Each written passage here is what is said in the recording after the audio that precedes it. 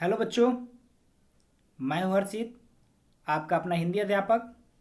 संत Michael international school के online classes में आप सभी प्यारे बच्चों का स्वागत करता हूं। मेरे प्यारे बच्चों, कैसे हैं आप सभी? स्वस्थ रहिए, सतर्क रहिए और फिलहाल अपने घरों में ही पढ़ते रहिए। मेरे प्यारे बच्चों, आज मैं आपके लिए लेके आया हूं कक्षा 8 की हिंदी व्याकरण मनिका, जिसमें हम लोग प्रथम चैप्टर पढ़ रहे थे। तो चलिए बच्चों, शुरू करते हैं। बच्चों, हम लोग पढ़ेंगे बोली, जो पेज नंबर 8 पे अंकित है। बोली क्या होती है बच्चों? किसी छोटे क्षेत्र में प्रयुक्त की जाने वाली वह भाषा जिसका प्रयोग प्रायः बोलचाल के लिए किया जाता है, बोली कहलाती है। तो बोली क्या होती है बच्चों? मतलब किसी एक छोटे क्षेत्र में अपने मन के विचार को आदान प्रदान करने के लिए जिस भाषा का प्रयोग करते हैं, वह बोली कहलाती है। अतः बोली जो है भाषा का एक क्षेत्रीय रूप है, क्योंकि ये एक विशेष क्षेत्र में बोली जाती है। यह भाषा का अल्प विकसित रूप होता है। बोली में साहित्य की रचना प्रायः नहीं होती। बोली जो होती है उसमें साहित्य की रचना नहीं होती, क्योंकि बच्चों साहित्य जो होता है वह भाषा के ज्ञान का संचित कोश होता है, तो उसमें साहित्य की रचना नहीं होती है। बोलियों का अधिकांश साहित्य मौखिक होता है, परंतु कुछ साहित्यकारों ने बोलियों में साहित्य की रचना की थी। जैसे गोस्वामी तुलसीदास जी ने रामचरितमानस लिखी थी, और वो कवितावली थी और उसे अवधी भाषा में लिखे थे। सूरदास ने सूरसागर ये ब्रज भाषा में लिखा था उन्होंने, तथा विद्यापति ने पदावली ये मैथिली बोली में इसकी रचना की थी। तो बच्चों, तो ये सब बोलियां ही हैं, अवधी, ब्रज और मैथिली। परंतु कुछ साहित्यकारों ने बोलियों में ही साहित्य की रचना की। लेकिन ऐसे साहित्य के अंदर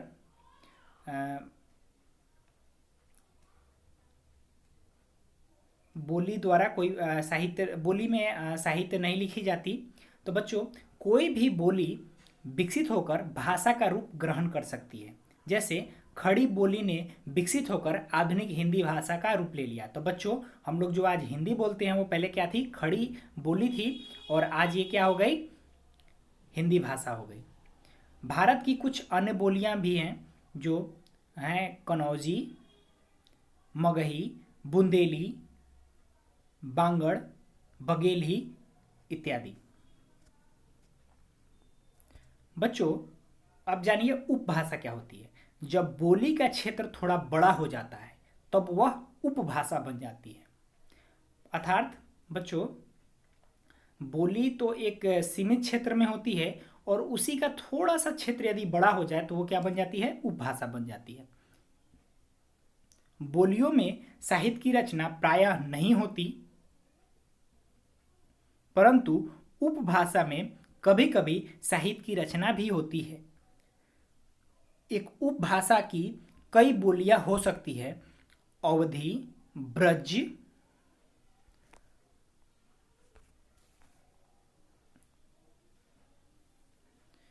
तथा राजस्थानी बोलियों में साहित्य की रचना भी हुई थी, और इनका क्षेत्र भी बड़ा था।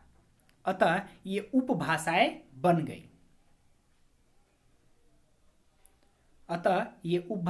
गई। जब उपभाषा का क्षेत्र विस्तृत हो जाता है तब वह भाषा का रूप ले लेती है। तो बच्चों, यहां आपको समझ में आ गया कि बोली में यदि साहित्य की रचना हुई तो उसका क्षेत्र बड़ा हो जाता है, और वो एक साहित्य का रूप ले लेता है। बच्चों, हिंदी की उपभाषाएं और उनकी बोलियां। हिंदी की उपभाषाओं को 5 वर्गों में बांटा गया है। तो अब हम लोग देखेंगे उपभाषाएं।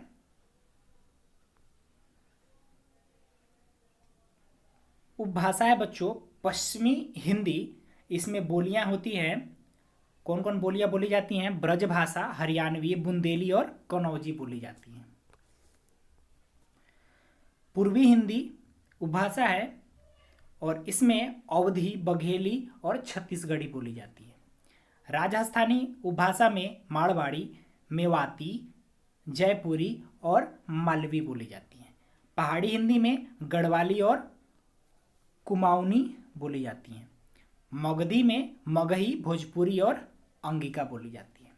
बच्चों, तो ये आपको समझ में आ गया होगा। अब हम लोग पढ़ेंगे लिपि।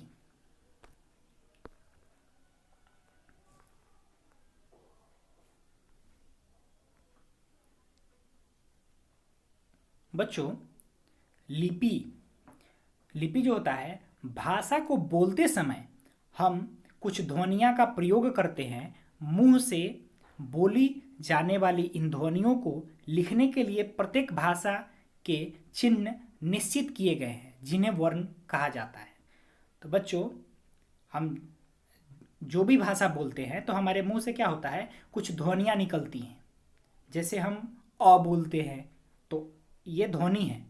मुंह से जो ध्वनि निकलती है तो उसको एक निश्चित रूप दिया जाता है कि अ कैसे लिखेंगे, तो वो हमारा क्या हो गया, वर्ण हो गया।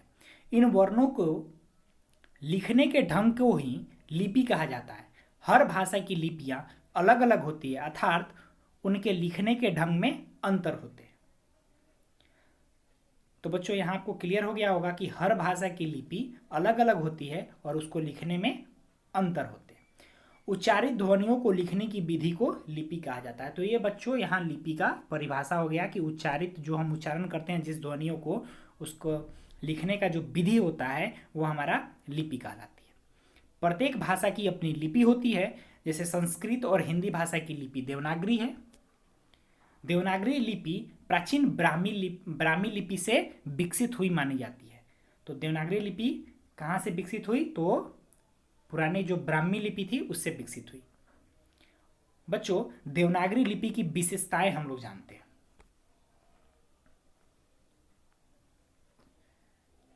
देवनागरी विश्व की एकमात्र वैज्ञानिक लिपि है। यह लिपि वैज्ञानिकों द्वारा प्रयोग में लाई जाती है। इसमें एक ध्वनि के लिए एक चिन्ह निर्धारित है, मतलब किसी एक ध्वनि के लिए एक ही चिन्ह निर्धारित है देवनागरी लिपि में। बच्चों, इसके लेखन और मुद्रण में एक रूपता है, मतलब जैसे लिखा जाता है और प्रिंट किया जाता है तो दोनों एक समान होते हैं।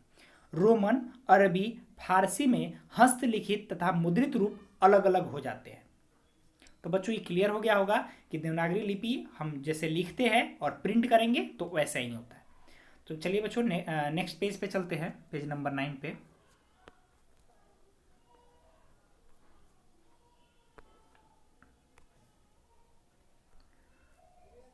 बच्चों, चौथा पॉइंट है, देवनागरी लिपि बाईं से दाईं ओर लिखी जाती है।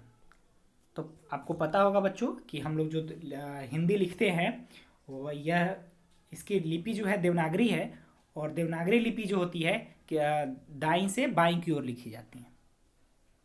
जैसे यहाँ भी आपको लिखा हुआ नजर आ रहा होगा। तो ये हमारा बच्चों देवनागरी लिपि है।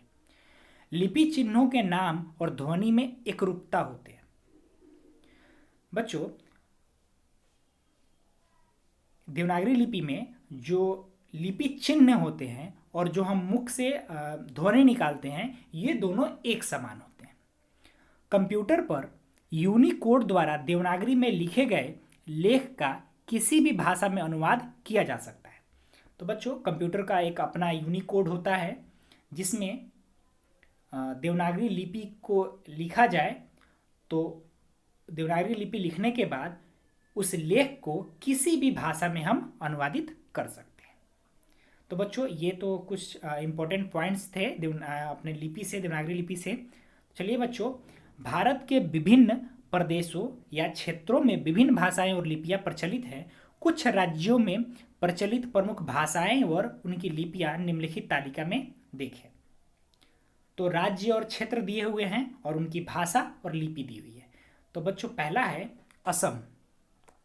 तो असम की जो भाषा है, असमिया भाषा है वहाँ की, और वहाँ की जो लिपि है असमी है। वहाँ की लिपि क्या है बच्चों? अश्मी। आंध्र प्रदेश की जो भाषा है तेलुगु है, ये राज्य ही है और तेलुगु लिपि भी इसकी तेलुगु ही है। उड़ीसा ये भी राज्य है और इसकी भाषा जो है उड़िया है और इसकी लिपि भी उड़िया हो गई। जम्मू कश्मीर, जम्मू और कश्मीर, तो इसकी भाषा जो है बच्चों उर्दू है और इसकी लिपि क्या है? फारसी है। कोंकण ये क्षेत्र है और इसकी भाषा है कोंकणी और लिपि जो है बच्चों देवनागरी लिपि में इसको लिखते हैं। केरल भाषा मलयालम, लिपि मलयालम ही है। बंगाल बंगला और लिपि बंगाली। पंजाब भाषा पंजाबी, लिपि हो गई गुरुमुखी। तमिलनाडु भाषा तमिल, लिपि हो गई तमिल। कर्नाटक भाषा कन्नड़ और लिपि भी कन्नड़। तो बच्चों अब कुछ है प्रमुख विदेशी भाषाओं और लिपियों को जानेंगे हम। तो बच्चों सबसे पहले है देश, भाषा और लिपि। तो ये विदेशी भाषा और उनकी लिपि। तो सबसे पहले ब्रिटेन देश, और ब्रिटेन की भाषा जो है अंग्रेजी है और इसकी लिपि क्या है बच्चों? ये कौन सी लिपि में लिखी जाती है? तो ये लिखी जाती है रोमन में। उसके बाद में है बच्चों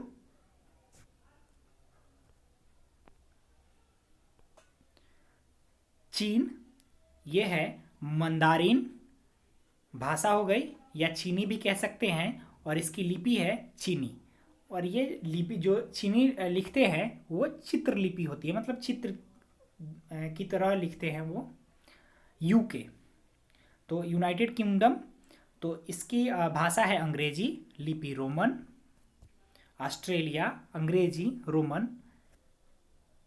जर्मनी जर्मन रोमन।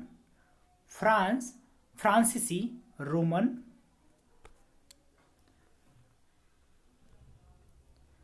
इटली इतावली रोमन। स्पेन यहाँ की भाषा है स्पेनिश, लिपि हो गई रोमन। मध्य पूर्व का देश, तो मध्य पूर्व में आ जाते हैं बच्चों ईरान और अफगानिस्तान, तो यहाँ की भाषा है अरबी और यहाँ की लिपि हो गई फारसी। ईरान फारसी और लिपि भी फारसी। रूस रूस की भाषा है रूसी और लिपि है सिरिलिक। तो बच्चों यहाँ तक क्लियर हो गया। तो बच्चों आज मैं आपको होमवर्क दे देता हूँ।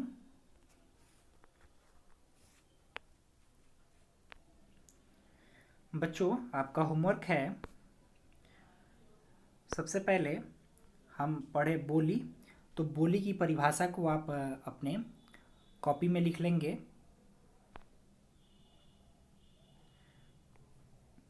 और उसे याद कर लेंगे। फिर उसके बाद में बच्चों उपभाषा, उपभाषा के बाद में नीचे चलते हैं बच्चों, लिपि की परिभाषा लिख लेंगे। उसके बाद में बच्चों देवनागरी लिपि की जो विशेषताएं हैं, ये 6 पॉइंट हैं, तो ये आपको इसको भी कॉपी में लिख लेना है। उसके बाद में बच्चों आपको जो क्षेत्र की भाषा और लिपि बताए या विदेश की भाषा और लिपि बताए तो उन्हें याद कर लेना है। तो बच्चों आज की क्लास में इतना ही, मिलते हैं नेक्स्ट क्लास में, नेक्स्ट वीडियो में। तब तक के लिए दीजिए मुझे इजाज़त। धन्यवाद।